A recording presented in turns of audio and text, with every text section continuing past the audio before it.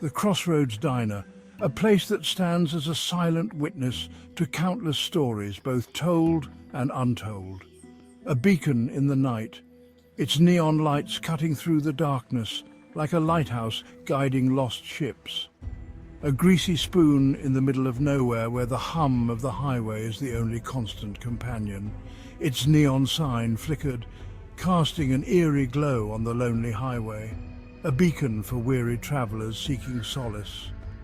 Inside, the air was thick with the smell of stale coffee and frying bacon, a comforting aroma for those who find themselves here. The booths were worn and cracked, each tear and scratch telling a story of the countless souls who had sat there before. The jukebox was silent, its lights burned out long ago. A relic of a time when music filled the air and laughter echoed off the walls. Only the clock above the counter seemed to be working, ticking away the minutes of another endless night, marking time in a place where time often stands still. This was the Crossroads Diner, a place where the past and present collide, where memories linger in the air like the scent of old coffee. A place for the lost and the lonely, where every face tells a story, and every story is a testament to the human condition. Here, a simple cup of coffee can be a lifeline, a moment of warmth in an otherwise cold world. The waitresses, with their tired smiles and knowing eyes, serve more than just food. They serve comfort and understanding. The walls are adorned with old photos, memories frozen in time, a gallery of faces that have passed through these doors. The menu, unchanged for decades, offers the same simple fare, a reminder of a simpler time. As dawn breaks, the Crossroads Diner stands ready to welcome a new day, a new set of stories, and a new set of faces. The highway outside begins to stir, the promise of a new journey, a new adventure, and perhaps a new beginning. The neon sign dims, but the spirit of the Crossroads Diner remains a constant in an ever-changing world. Inside, the diner comes to life once more, ready to offer refuge to those who seek it, a place where everyone is welcome and no one is truly alone. In the quiet moments, stories are written, lives are changed, and the Crossroads Diner continues to be a sanctuary for the soul. This is the Crossroads Diner, a place where every ending is a new beginning and every beginning holds the promise of a story yet to be told. It was always quiet at this hour, the kind of quiet that wraps around you like a blanket, making you feel both comforted and uneasy at the same time. 3 a.m., the witching hour, a time when the world seems to hold its breath, waiting for something to happen, yet nothing ever does. Only a handful of regulars dared to venture out at this time. They were the night owls, the insomniacs, and the restless souls who found solace in the stillness of the night. Old man Henderson nursing a cup of coffee and a lifetime of regrets. His eyes, though tired, held stories of a bygone era, tales of love lost and battles fought. Sally, the waitress, her eyes heavy with fatigue. She moved with the grace of someone who had done this 1,000 times, yet each step seemed to weigh her down a little more. And then there were the truckers, the lifeblood of the night, keeping the world moving while everyone else slept. Men like Joe, hauling their loads through the night. His face etched with the lines of countless miles and sleepless nights, stopping for a quick bite, a cup of coffee, and a moment of human connection before heading back out into the darkness. These brief respites were their lifeline, a chance to recharge and remember that they were not alone in their solitary journeys. The coffee, always hot and strong, was a constant companion. It was more than just a drink. It was a ritual, a small comfort in the vast expanse of the night. The neon sign outside flickered, casting a ghostly glow on the pavement. Moths danced around the light, drawn to its warmth, much like the patrons inside were drawn to the diner's welcoming embrace. Sally's hands, though weary, never faltered. She knew each customer by name, their stories, their struggles. She was more than just a waitress. She was a confidant, a silent witness to the lives that intersected in this small haven. Joe glanced at a photo in his wallet, a reminder of home, of the family waiting for him. It was this thought that kept him going, mile after mile, night after night. As the night wore on, the diner would empty out and the truckers would return to their rigs. The road ahead was long and unforgiving, but they faced it with a quiet determination.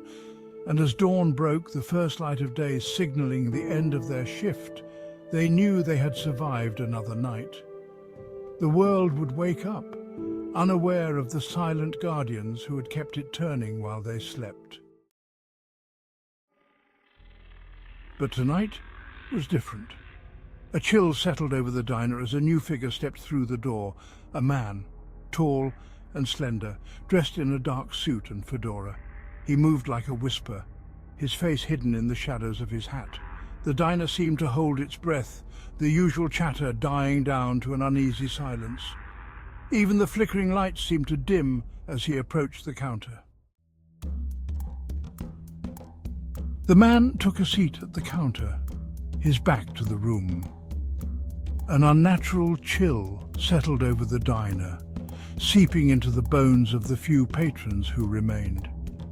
The air grew heavy, difficult to breathe. Sally approached him, her hand trembling slightly as she poured him a cup of coffee. He didn't look at her, didn't acknowledge her presence. His silence was deafening. Section 5. The coffee. The coffee. It was a strange thing. It didn't seem to steam. No wisps of heat rose from the dark liquid. Instead, a faint mist seemed to emanate from the cup, swirling and twisting like smoke.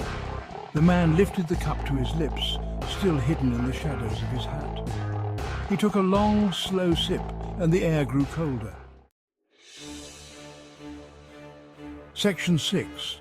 A hasty exit. Joe, the trucker, felt a shiver run down his spine. He couldn't explain it, but he felt a sudden urge to leave.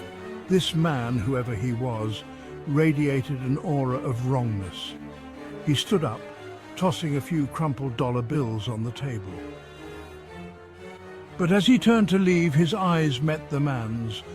A cold, piercing gaze that seemed to see right through him. Joe froze. The man's eyes, they were like chips of ice, cold and empty. Joe felt a fear he had never known before, a primal terror that rooted him to the spot. He tried to speak, but no words came out. His throat was dry, and his mind raced with thoughts of escape. He tore his gaze away, breaking eye contact. He had to leave, now. Joe stumbled towards the door, his heart pounding in his chest. The door seemed to resist him, as if an unseen force was holding it shut.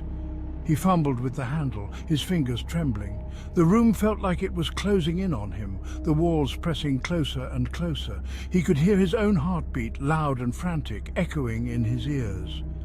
Joe glanced back, his eyes darting around the room, searching for another way out.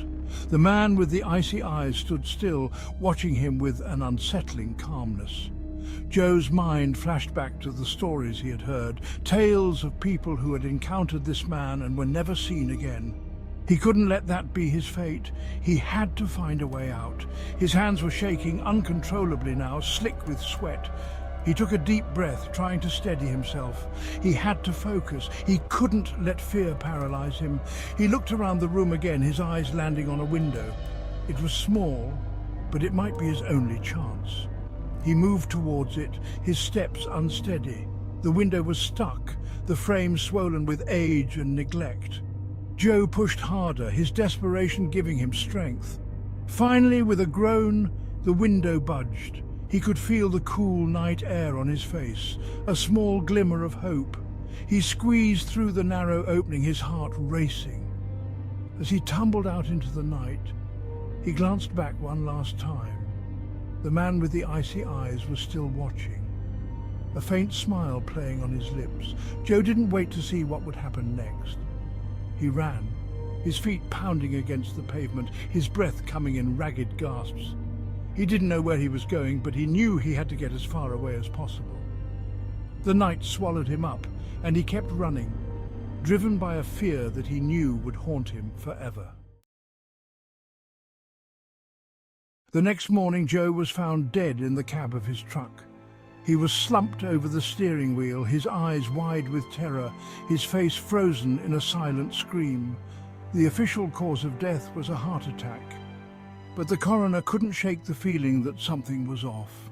Joe's body was strangely cold, unnaturally cold, as if all the warmth had been leached from him.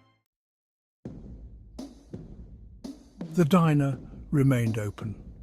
Life, as it always did, went on. But things were different now. The air was thick with whispers, with unspoken fear. The regulars still came, Old Man Henderson, Sally, the other lost souls seeking solace in the familiar. But no one spoke of Joe. No one dared to mention the man in the suit. The Crossroads Diner still stands, a beacon in the night. But its neon glow seems dimmer now, its shadow longer. Some say the man in the suit still visits, his presence a chilling reminder of that fateful night. And late at night, when the wind howls through the trees and the silence is broken only by the ticking of the clock, you can almost hear the echo of his footsteps and feel the chill of his gaze.